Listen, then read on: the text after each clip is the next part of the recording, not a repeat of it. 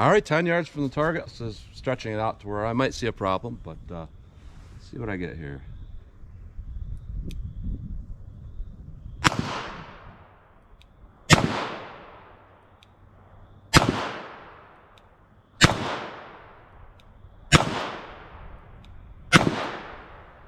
"40 yards from the target." I'm not going to do 10 rounds because I only have 6 in here.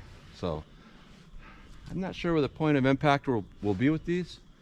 But let's see what I can do from 40 yards here.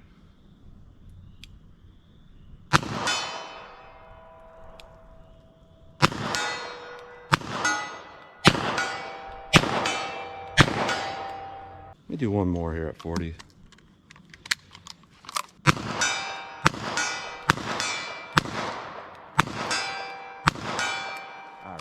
I wanted to fire one fast so I could miss, just to see, what my limitations are.